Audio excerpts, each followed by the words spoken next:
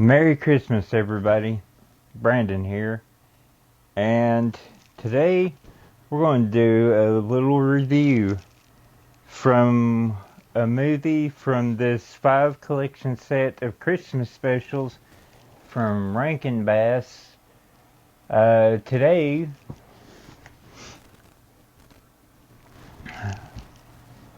oh, and sorry for the background noise. My heater is on. It's like really cold here. It's like 18 degrees. Yeah. And but today we're going to be talking about The Little Drummer Boy. Now, Rankin Bass did a whole bunch of these specials, including Rudolph and Frosty and Santa Claus is Coming to Town with their stop motion animation. And I watched The Little Drummer Boy last night for the first time in a long time. And the Blu-ray actually does, it's slightly better than what it was originally cast on TV. Yes, the Blu-ray on The Little Drummer Boy is in a 4.3 aspect ratio, so there are black bars on the side, but still, it was very enjoyable. It's only 26 minutes long, so a very short movie, but if you don't know the story of The Little Drummer Boy, which pretty much everybody does, is basically this takes place during the birth of Christ, but instead of telling the whole birth of Christ and stuff, the beginning of it is talking about these two, like, shady individuals that own a caravan, a traveling caravan, which is like a traveling circus. And the little drummer boy is like marching in the middle of the desert, playing his drum, and his three friends, which are a camel, a sheep, and a donkey. We'll get to why those three in a second. But they're following him, but when they're following him, they're like dancing. And I forgot how good the stop motion animation was for the time. I mean, from today's standards, it's not great, but it still has that charm, and it still made me feel good inside. And I think that is what Rankin Bass did so well with their specials, especially the stop motion specials, was it still has charm, and that's what carries these to be timeless classics. But anyway, back to the story. And we see them and the two shady caravan owners, like, see what this little drummer boy is doing. It's like, hey, we can exploit this kid for money. So basically, the owner of the caravan grabs the drummer boy and wraps him with twine, and his assistant like grabs all the animals and what was it? Oh, the donkey. He's like, but how am I going to grab the donkey? I got two hands. So he just basically sits on the donkey. And the next thing we know, they're leading them to their caravan. So, and then I think we get a little backstory on why the little drummer boy hates people. Because, I mean, he just hates everyone. And the owner, he does one of his little songs. It's not very memorable. I'll put the name, like, on the screen of the song, but it's not very memorable. And basically says, well, I don't like people either, but, you know, sometimes we have to put up with them in a very nice way. So he convinces the little drummer boy to go with him. And on the backstory of the little drummer boy, we saw that little drummer boy wasn't always mean. It was his birthday, and his mother and father had got him the drum he plays. And one night some bandits came and basically raided their house, and his father tried to stop him. He was killed, and his mother like shoved him out the window and told him to run away, and the bandits just basically torched the whole drummer boy's house. And I'm guessing the mother was in it because we don't get a definite answer if she escaped or not. But the three animals that were with the drummer boy were his parents. So they all escaped together. So they're kind of like a family. And it's kind of all he has. So when they get into town, they set up the caravan. The first two acts go on. They trip over the rug. The second act goes on, same thing, trips over the rug. The guy tells the little drummer boy, okay, we're losing the audience. The audience really doesn't like us. Get in there and, make us some money. So the little boy, he draws a painted smile, because the drummer boy won't smile because what happened to his parents.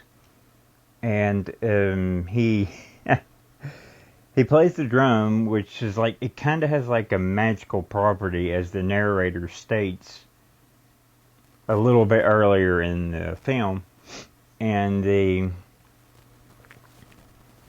everybody likes it. And it gets all this gold and stuff, but then when it like shows like kind of like a little dream sequence where it gets wavy and stuff, the little drummer boy gets like really mad because everybody was cheering, and he just basically gets mad and says, y'all don't deserve, to be happy and stuff like that, because, they took everything from him. So he just runs off, and the whole caravan was chased out of, it was either, I think it was Jerusalem they were chased out of. If not, I'll correct myself down here. But they were chased out, and basically they were just camping out one night, and all of a sudden one of the caravan members said, look over there. And they looked over the dune, and, they had the Star of Bethlehem shining bright in the sky. And the three wise men, the three kings, were,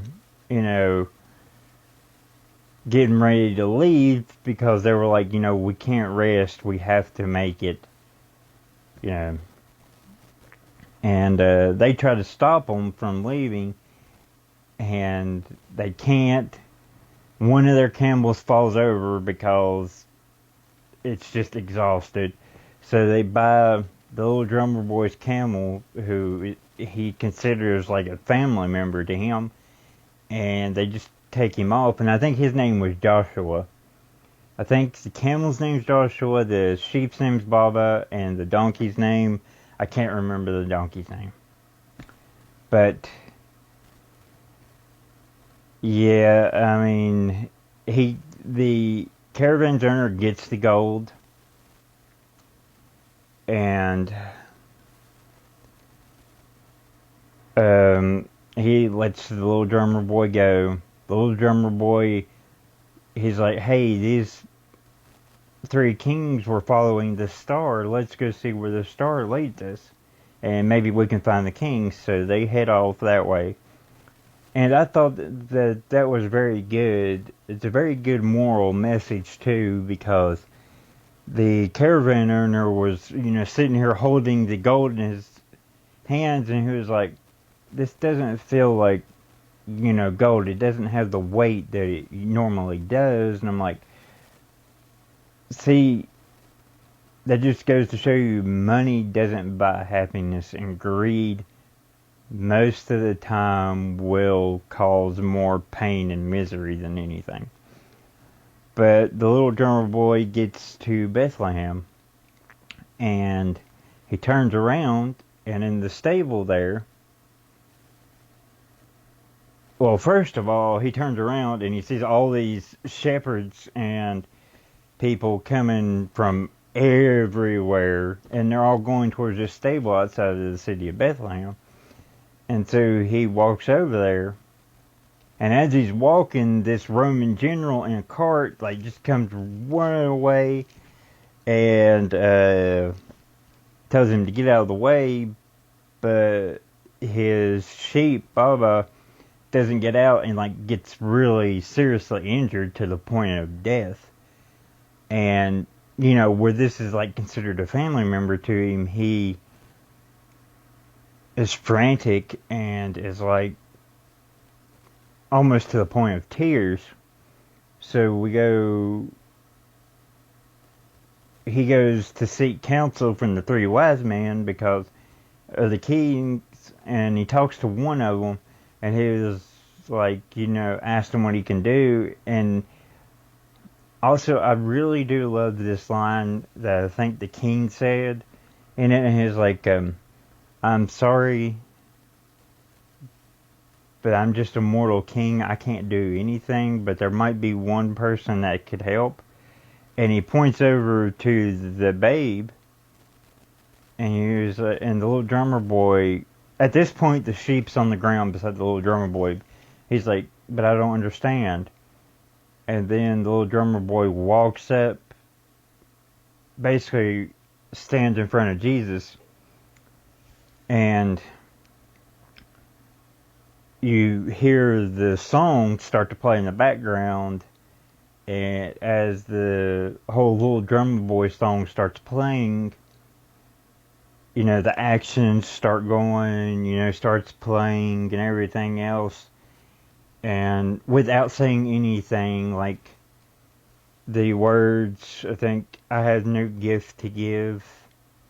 And instead of saying that, the little drummer boy just puts out his arms and basically just signals, it's like, I don't have that. He's like, but I could play my drum for you. So he starts playing, and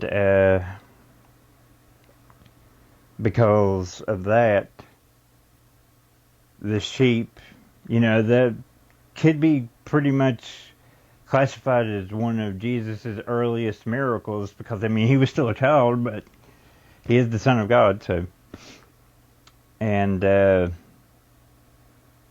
yeah, the little drummer boy's sheep was better. He got reunited with his camel, and I think that was pretty much about it.